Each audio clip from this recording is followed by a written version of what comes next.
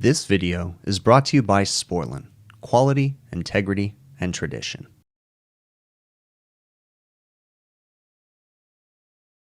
Today we have a call on a Manitowoc ice machine not working. They're saying it's working, but it's just working slow. And if you look, we've got weird ice. Really weird. It doesn't look right. So let's open up the machine and see what's going on. All right, we installed this machine not too long ago. Let's open this up, see what's going on here. This on. Oh. It's gonna be a cleaning issue. Or at least we gotta clean it first. Whenever you see them this bad, it can also mean that like a dump valve's bad or something, or a drain's plugged or something, because it shouldn't be that much calcium in a machine that's only a couple months old. We gotta clean it before we can go any further, because this thing's pretty bad. So I went ahead and put the machine into a freeze cycle. It's a brand new freeze cycle, okay? And when that happens, it should go into dump immediately. And I don't see any water coming out of the drain. So come over here. There's nothing coming out, so let's check the dump valve. And the dump valve has power, but we're not dumping, so let's open it up and see if the dump valve's all clogged up with calcium or something. Come over here, this is our dump valve. I pulled the coil off of it, so we had 115 volts. It sounded like it was opening.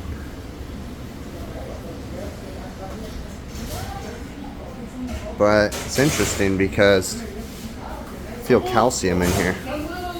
That's not good. So it's full of calcium inside the line, the drains.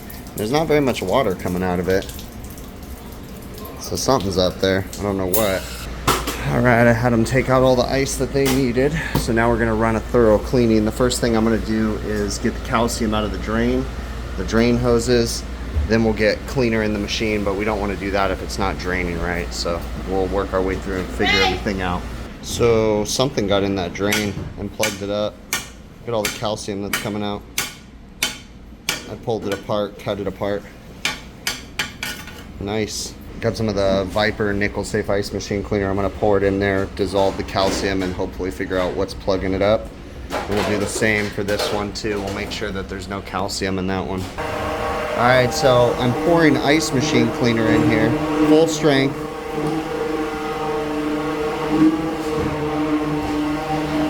And it's coming out. I need to plug that up so it sits in there because it was bubbling out. Normally I would just change the pipe, but I think I can get it cleaned. I just shoved the plastic bag in it, filled it up with cleaner, and I'm letting it sit in there. Without even circulating it, I'm just gonna pour some cleaner in the sump and just let it sit there. It's being held back by the dump valve.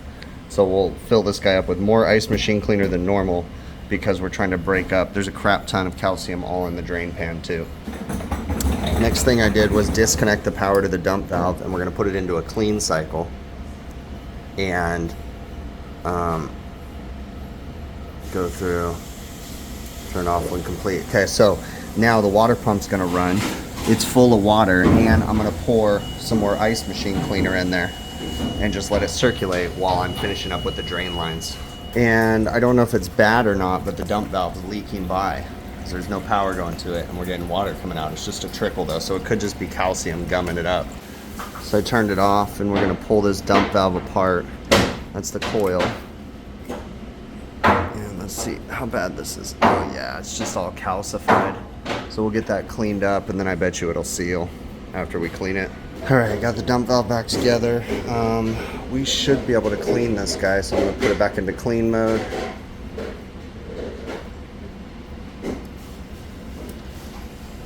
And there we go. Water pump's running. It's not leaking out anymore, so we cleared out the calcium. So now we'll let this guy just circulate with ice machine cleaner in there. I'll actually pour a little bit more. Normally you don't put this much, but this is a very extreme situation here. And the ice that's left in there is gonna all be burned, so no worries on that. We're gonna let it circulate. It's gonna try to dump and stuff, but it won't because I have the dump valve disconnected, so it's just gonna keep recirculating that water. And the drain is all hooked back up and it's draining now. So we're good. I don't know what was in there to plug it up. That's interesting. But okay, So now we've got it draining. So now we can tear the machine apart and do a thorough cleaning on the inside and get all the calcium. We're gonna pull these out. So the original call was that it wasn't making very good ice. So, all right, now I had put it into a clean and it goes through its own self-cleaning where it turns itself on and off, dumps and whatever. And because I'm kind of going out of order here, I just disconnected the solenoid coil again. Now that it's out of water, I'm gonna pour water and a normal amount of ice machine cleaner in there now. Let it circulate and then we'll rinse it. So we're kind of not using the cycle, but you can't end the cycle. You have to finish it out. So we're just kind of working with what we have. Just letting the hose go to town down in here, burning all the ice, and then we're circulating hot water and ice machine cleaner through the machine itself. They've also got some new water filters that are due this month, 4/23. So I'm gonna put those water filters in while I'm waiting for the clean cycle to finish. All right, the sump needs to be drained a little bit more, but I pulled out the water level probe. It's a little dirty. The pump definitely has some calcium right here, so we'll get that washed off. Then we'll pull the spray rails. Then we'll run a sanitizing solution through the machine. If you didn't know, these pumps actually come apart so you can get inside of them. Just gotta very carefully do it. So we're gonna get this guy all rinsed out and then we'll get it over there and get it sanitized. Still don't know what caused this machine to plug up the drain, but look at this. Like, what is this? That's nasty. All right, well, we're gonna get this washed out. We'll get the back wash. I haven't pulled the spray rails yet, but I pulled all this stuff out, cleaned it, and then, like I said, we'll get a sanitizing cycle going. When you're cleaning these machines, don't forget underneath the drain pan, back there, and under there. Those are all places that need to be wiped down and cleaned properly. And if you do it often enough, it's not that big of a deal. But if they don't do it like most people, then the machines just get permanently ruined with calcium. And this is a new machine, so if we keep up on it, it'll be nice, you know? And I'm kind of letting some water run on that ice down there too. And the spray rails are pretty grody. Some big old duties in there and stuff. So we'll get that all cleaned out again. So what you want to do is take some of this food safe silicone grease. It's food grade. Put it on the O-rings and then spread it around. And what that'll do is it'll make it easier for these O-rings to not get dried up and get stuck when you're trying to pull these spray rails out next time. Because these spray rails, if you've never done them before, they can be a chore sometimes. All right, went ahead and poured one more bottle of Viper in there. I'm gonna run it through a whole nother cleaning cycle, and then we'll do sanitizer at the end of that, because I just wanna make sure that we get everything out of the hoses and all that stuff. Now that I broke everything free, I rinsed, I tore it down, cleaned as best as possible. Got underneath here, cleaned under there. We're still working on getting the ice out. Probably gonna do a lunch while this last cycle's going. And then hopefully we'll be able to watch it make ice. And we're on the last one, so I'm gonna pour in some sanitizer. And then see if this guy can make ice. All right, I just got finished running the sanitizer through it, and now I just turned it into a freeze cycle. So we're gonna watch it make ice. We go into real-time data, time and temp, and it'll tell you what's going on. It's a good sign that all the sensors say 70 degrees. The last three aren't used, so that's why they say -22. So we're gonna watch this guy make ice now. It's going into a harvest right now. It might be ever so slightly thin, just a little bit, so I might need to thicken it up just a bit.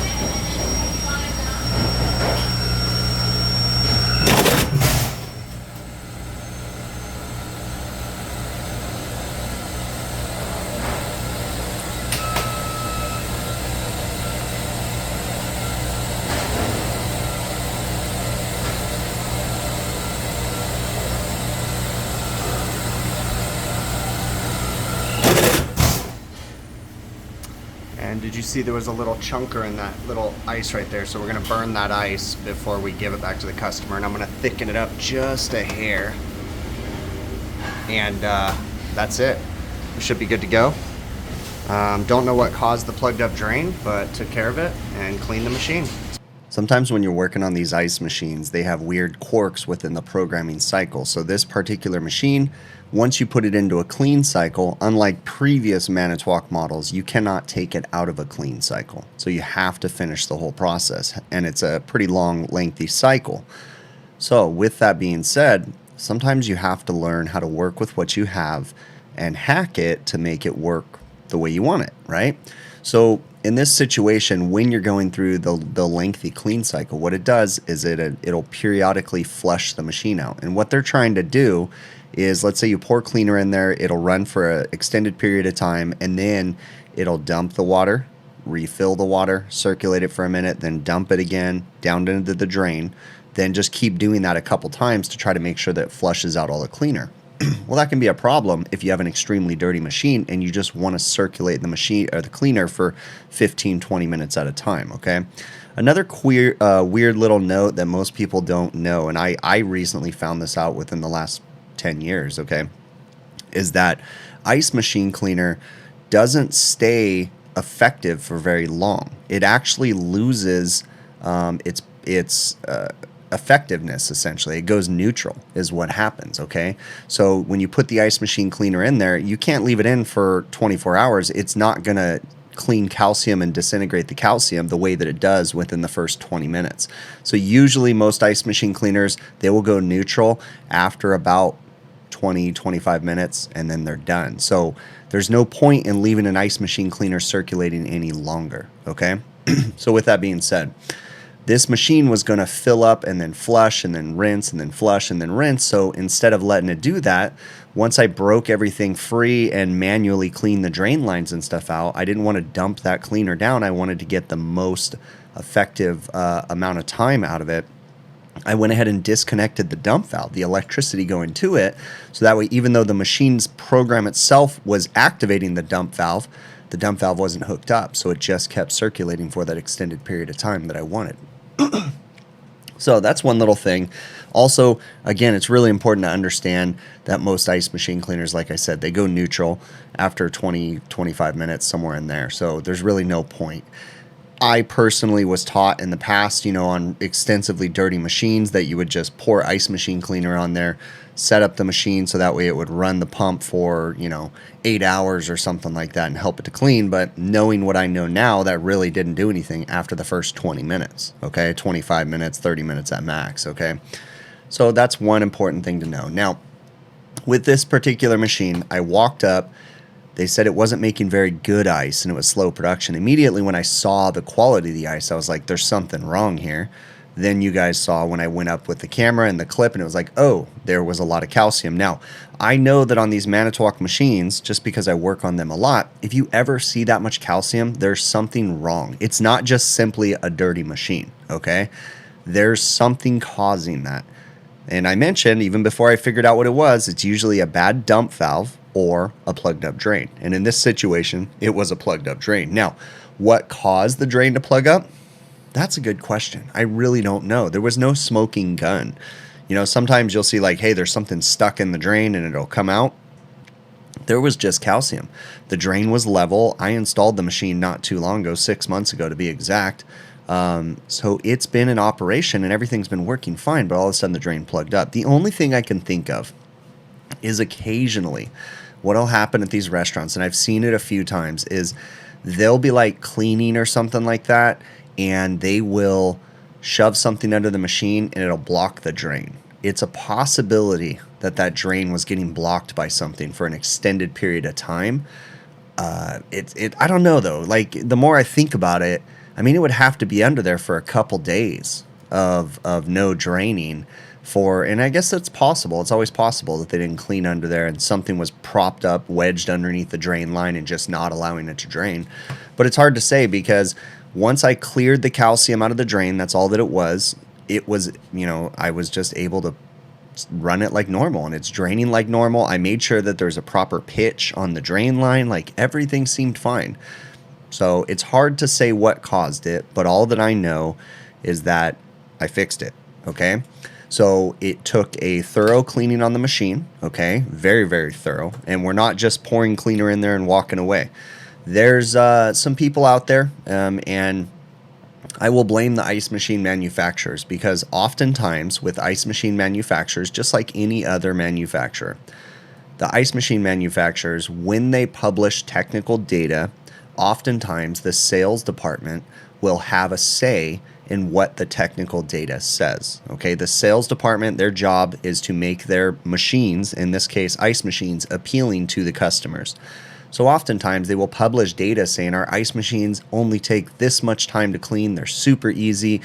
You push the clean cycle, you pour the cleaner in, and it'll automatically start making ice when you're done, okay? That's great, but that's not practical, okay?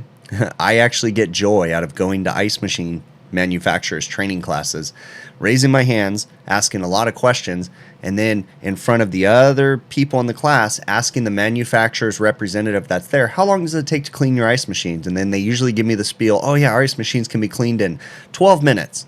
That's baloney. You know, you need to tear down an ice machine. I showed you guys, pull out the drain pan. Once you pull out the drain pan, underneath, there's a bunch of just gunk and stuff that never gets cleaned, right? So I encourage the ice machine manufacturers and manufacturers of other equipment out there too. Stop letting your sales department have a say in what your technical data says, okay? The technical data, the user installation manual, in those it'll say, oh yeah, it's really easy to clean their machines. No, it's not. A proper cleaning on this machine right here, okay? Today was, in this video is a little bit excessive, but a proper cleaning, a full tear down on this single machine, melting the ice in the bin, you know, doing all that stuff is at least going to take 4 hours, at least, okay? And I bet you anything, if you go through a technical manual of some sort, it's not going to say anything about a 4-hour cleaning, because the sales department has their say, and they want the end user, the customer that buys the machine, to think that, oh yeah, these things are super easy, it's going to save me money to buy this ice machine. Yeah, that's an arguable statement, okay?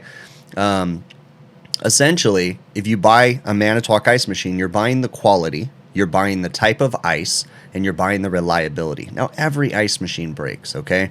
I work on a good majority of Manitowoc machines. I'd say is the number one machine I work on, and then Hoshizaki, and I love them both. They're both good machines. Of course, they both have their flaws, and they both have their issues.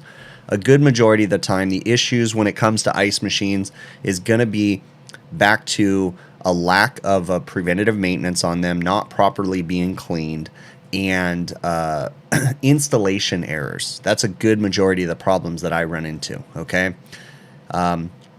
You know, and it goes that way with all manufacturers. The sales department always has their say in the marketing information and stuff, and they always want to make it sound more appealing to use their machine, okay?